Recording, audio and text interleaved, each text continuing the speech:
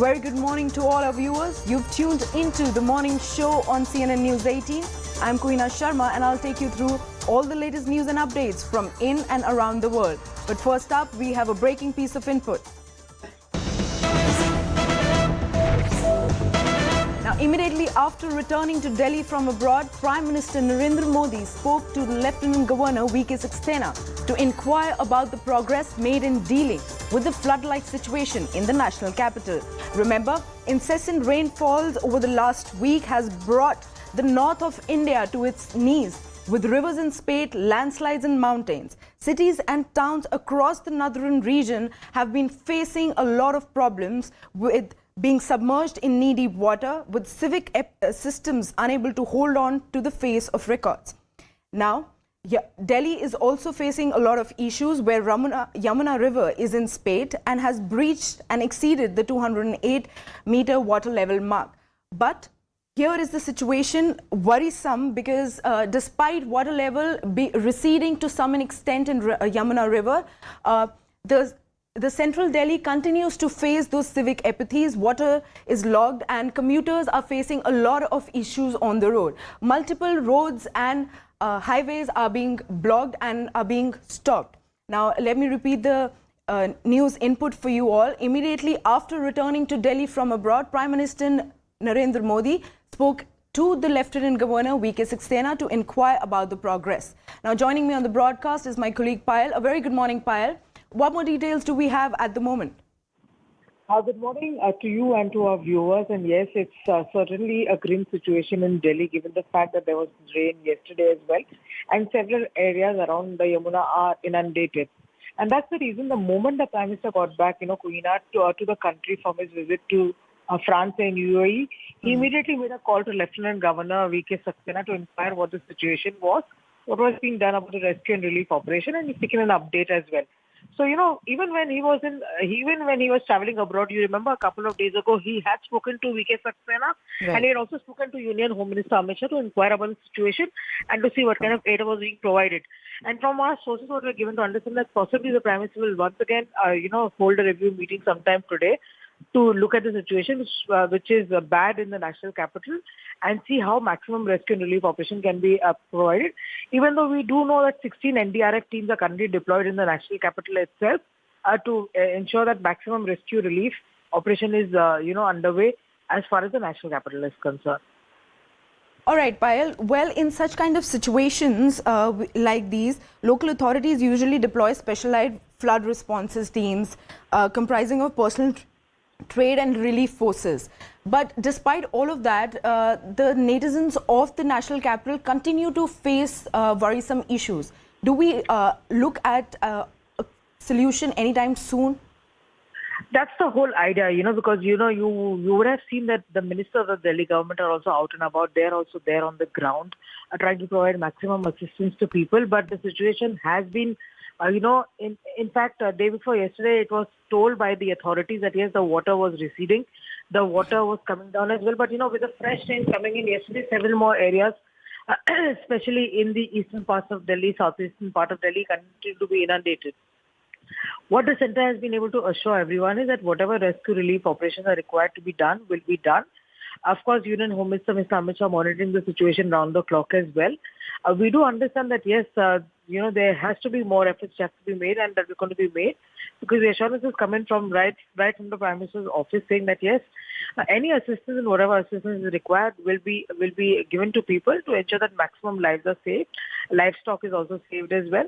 And the NDRF and the other capable forces. In fact, in certain places, you did see the deployment of the army as well. So that's the kind of seriousness with which the situation is being dealt with. All right. Thank you so much, Payal, for all the latest updates. Well, we'll continue to track the story. But before that, let's take a look at some of the political reactions that are coming in. What do you have to back this claim? Rupeshri, these are not allegations. These are facts based on data which comes directly from the agencies which manage Hatnikund Barrage. Now, what is Hatnikund Barrage? It is basically a regulator in the Yamuna Nagar district of Haryana, which is around 228 kilometers from this place. Now, Hatnikund barrage distributes water into three chunks. The eastern canal, which flows into Haryana and Uttar Pradesh, Saharanpur. The western canal, which comes into Delhi, Haidarpur, and the Yamuna, the stream. Now they are duty bound to distribute it. But what we got to know from our sources, and we then sent our own team to verify this, and this is a verified fact, that since 9th of July, Haryana has not been sending water into the eastern canal, which goes to UP. That means they are preventing this water to enter UP and Haryana, but they are forcing this water to enter into the prime location of Delhi. Look, Yamuna, it's here. You can see Yamuna just in front of my office. Yamuna flows right from the heart of Delhi, just next to ITO, Supreme Court, Wazirabad, Okhla, and goes on. So you cannot risk the capital of the country by sending uncounted water.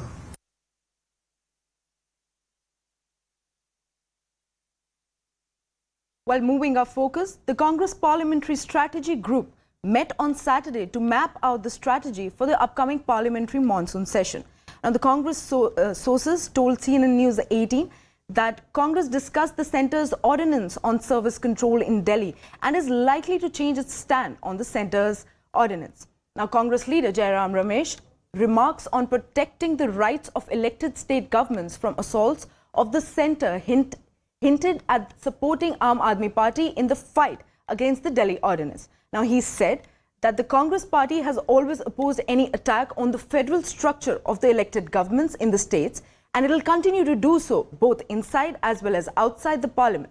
Remember, this comes after Delhi's CM Arvind Kejriwal has been rallying support against the controversial ordinance in an attempt to win it over in Rajya Sabha. जो संघीय ढांचा पर आक्रमण हो रहा है, प्रत्यक्ष रूप से मोदी सरकार खुद कर रही है। यह आक्रमण कुछ ऐसे मिसाल है जहां जो व्यक्ति उन्होंने नियुक्त किए हैं उनके ओर से यह आक्रमण हो रहा है। ये संविधान का उल्लंघन है। चुने हुए राज्य सरकारों पर ये सीधा आक्रमण है। While moving our focus, a mega political controversy has erupted in the state of Karnataka after Mandya Congress MLA P Ravikumar alleged that Kannada natives are losing prominent jobs to North Indians. Well, Ravikumar lashed out at National Highway Authority officials and questioned officials if they aren't able to find any Kannadigas for a toll job. Well, he further ordered officials to not allow the people from the north to take up the jobs as they are allegedly snatching the jobs and opportunities of Kannadigas in the state. Well, meanwhile, Karnataka opposition BJP condemned the statement and alleged that Congress is dividing the states into languages and other barriers. Now, JDU also criticized the statement and said that Biharis play a key role in running this country. RJD also slammed the statement and said that such statement is not good for the democracy as everyone has the right to work anywhere in the country. ಟೋಲಲ್ಲಿ ನಮ್ಮ local ಹುಡುಗರು ಯಾರು ಸಿಗ್ತಾ ಇಲ್ವಾ ಕೆಲಸಕ್ಕೆ? ಯಾರೋ ನಿನ್ನೆ ರಾತ್ರಿ ನಾನು ಬರಬೇಕಾದ್ರೆ ಅವನು 10 ನಿಮಿಷ ನನಗೆ ತಲೆ ತಿಂದ. ನನ್ನ ಪಾಸ್ ಕೊಡು, ID ಕಾರ್ಡ್ ಕೊಡು ಅಂತ ಕೇಳ್ತಾನೆ. ಅಲ್ಲ, ನನಗೆ ಅಂತ ಹೇಳ್ತಲ್ಲ. ನೀವು ಲೋಕಲ್ ಎಂಪ್ಲಾಯ್ ಯಾರು ಸಿಗ್ತಾ ಇಲ್ವಾ? First change your Bihari people, put local people.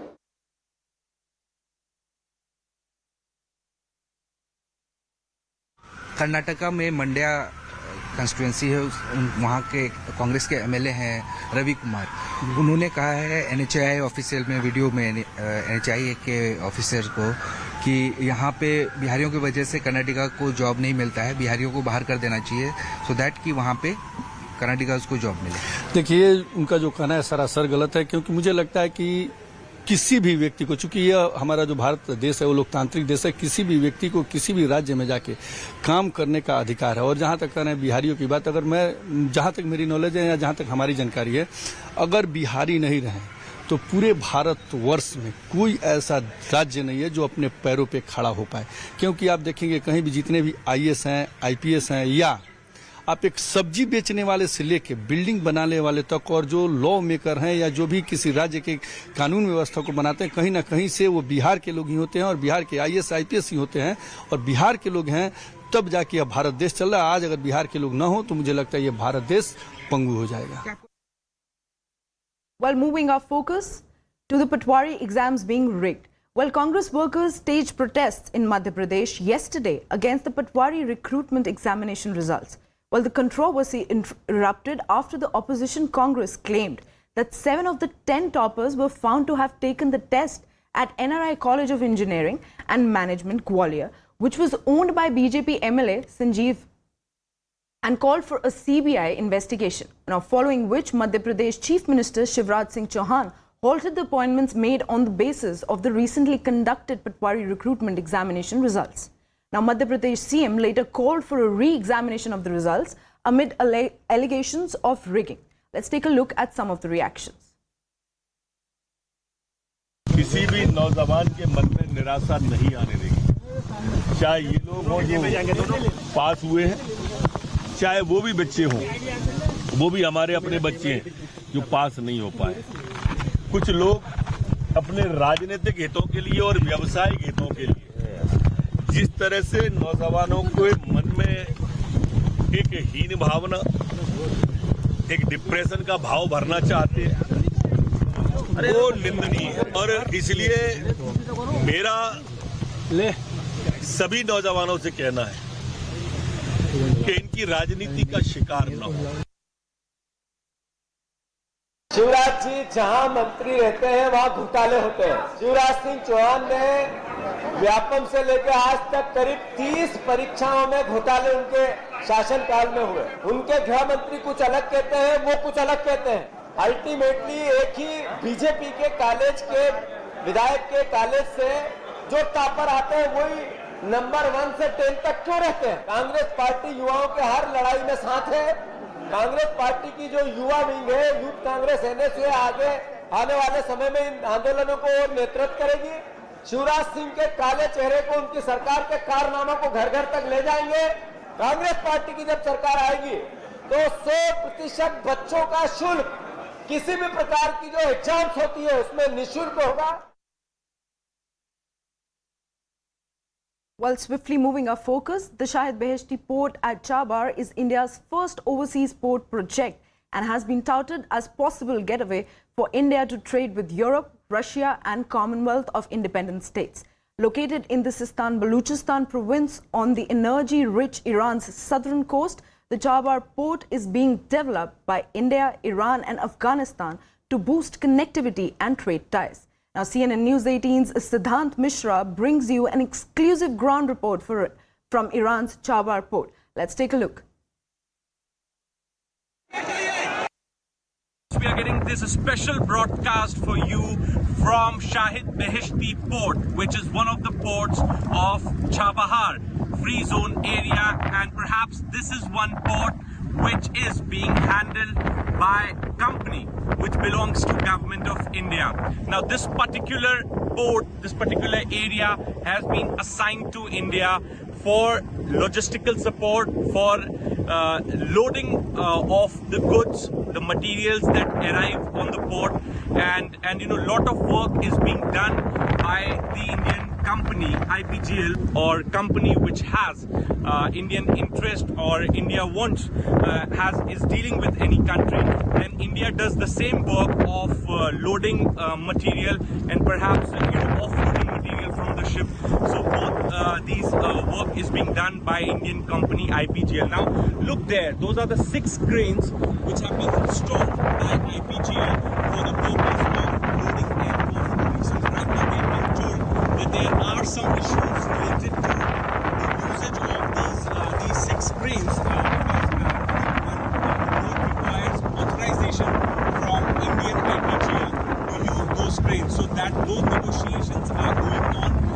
Right now, India has invested $25 million. This is what we have been told to set up these 6 cranes. In total, India had given pledge to to invest $85 million. IPGL had signed this MOU with Chabahar Free Zone Area, the authority which is handling the port where we are reporting from. And the most important point that this is for the first time that any Indian channel is bringing this special broadcast from the port, which has been talked about. There has a lot been written about this port, and perhaps whenever something happens with regard to Iran, this port finds mentioning. Also,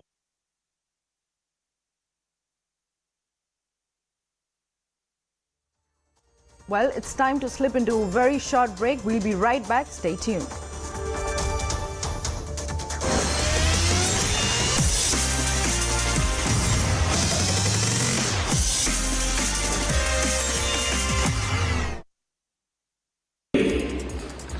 आज किया जा रहा agreement हमारे मजबूत आर्थिक सहयोग और आपसी विश्वास को दर्शाता है और इसका महत्व इतना है कि आज हमारे आरबीआई के गवर्नर भी यहाँ मौजूद है, हमारी फेडरल बैंक के चीफ का यहाँ आना हमारे लिए बड़ा महत्वपूर्ण अवसर है। इससे आपसी व्यापार और निवेश को बहुत बड़ा बढ़ावा मिलेगा। The Prime Minister received a dazzling welcome in United Arab Emirates as the iconic Burj Khalifa was lit up with the tricolour. As part of the light and sound show at the Burj Khalifa on Friday, the skyscraper also showcased the Prime Minister's picture, followed by a text that read, "Welcome, Honourable Prime Minister Narendra Modi." In a significant legal development, Congress leader Rahul Gandhi, who was found guilty for his remarks on the Modi surname, has now taken his case to the Supreme Court. This move comes after the Gujarat High Court declined to grant a stay on his conviction. Rahul Gandhi's appeal to the highest judicial authority highlights the escalating legal battle surrounding his controversial statements. Hasnain Masoodi, leader of the National Conference, expressed optimism after the Supreme Court declared that hearings on Article 370 applications would begin on the 2nd of August. Masoodi noted that their case was one of around 10 petitions filed on the same subject. He emphasized that Article 1 of the Constitution declares India to be a union of states with Jammu and Kashmir along them. BJP's National President JP Nadda is slated to visit Rajasthan on the 16th of July, where he will be launching a 15-day-long Nahi Sahega campaign. The BJP president will also address a public rally in Jaipur. Also on the cards are meetings with BJP MLAs. The Indian government today announced that it has selected the Navy Rafale as the latest fighter aircraft for the Indian Navy. The decision was made after a trial campaign where the Navy Rafale met all the operational requirements of the Indian Navy. The selected 26 Indian Rafales will eventually join the 36 Rafales that are already with the Indian Air Force. Vijay Divas Shastra Pradarshan was held at Ladakh today to pay tribute to soldiers who lost their lives at the 1999 Kargil War.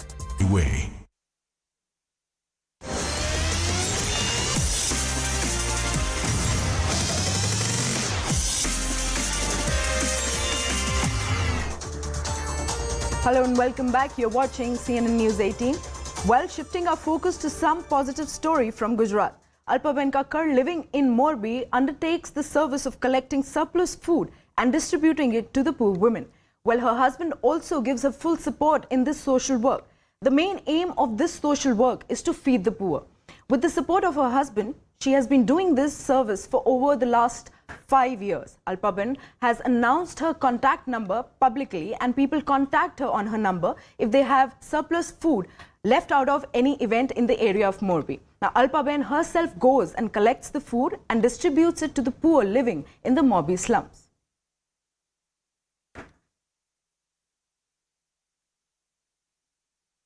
Now, moving our focus, well, want to know why traffic gets choked endlessly in Bengaluru? When there are memes about being stuck in the city's traffic that may make you smile, the real reason may make you scowl. Now, the answer is simple, but the solution remains completely complex. Here is a ground report that gives you details on how the silicon capital of the country collects a whooping rupees 20 lakh in terms of fines per day and books close to 25,000 cases in a single day. Let's take a look at the report.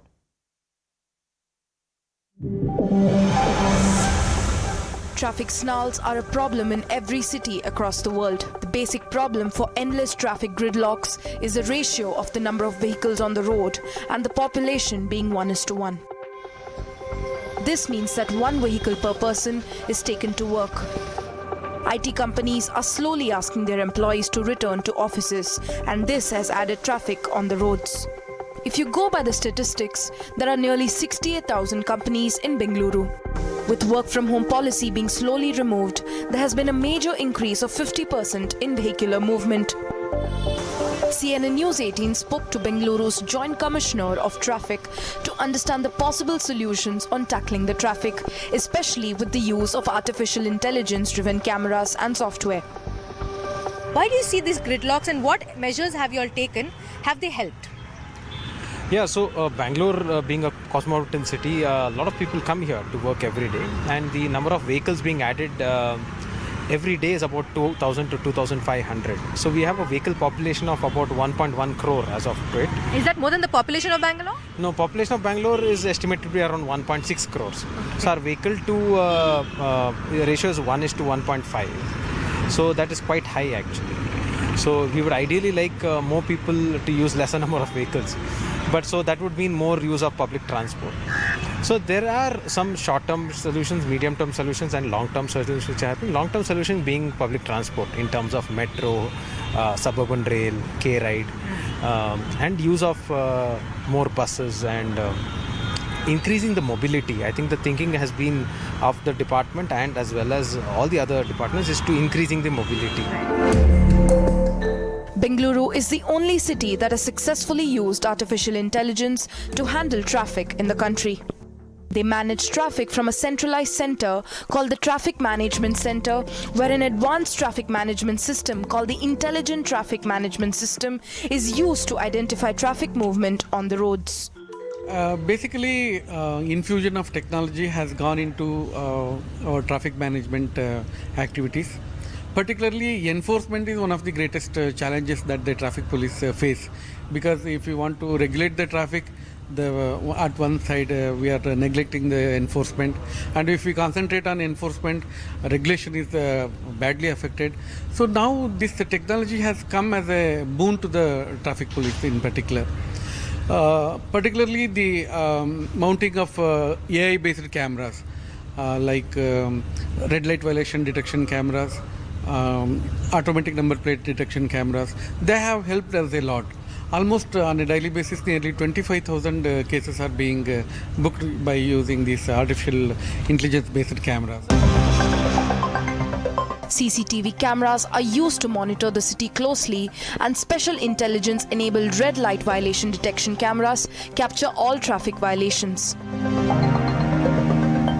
These cameras can detect violations such as jumping a red signal, not wearing a seat belt, overspeeding, triple riding, one-way riding, using a mobile phone while driving. Multiple violations can result in separate fines, and the violator receives the challan at their doorstep.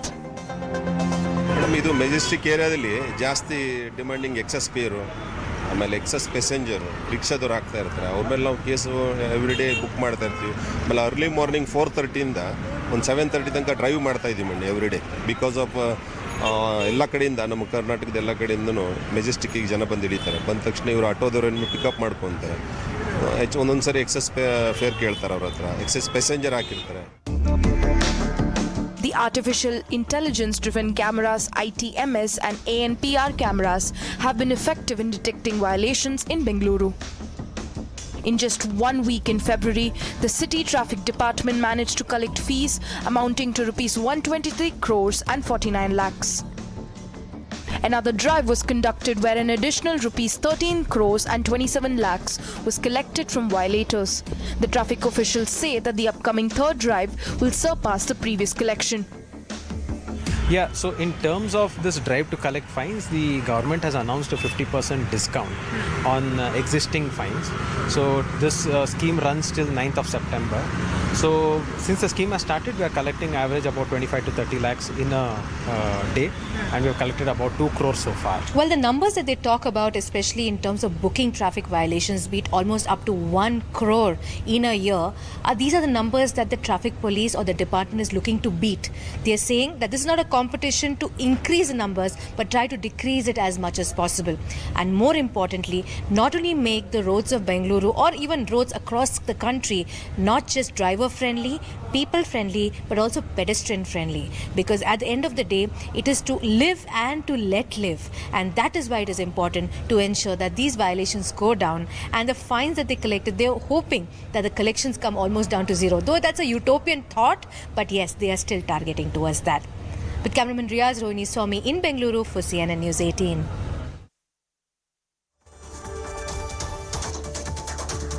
Well, the traffic snarls are a problem in most of the cities across the world. But the basic problem of the endless traffic continues to haunt the Silicon Valley of India. Will AI-driven technology solve the problem and bring some respite to the traffic woes of the citizens of Bengaluru? Time shall tell. Well, it's a wrap from my side. Stay tuned to CNN News 18 for more news and updates.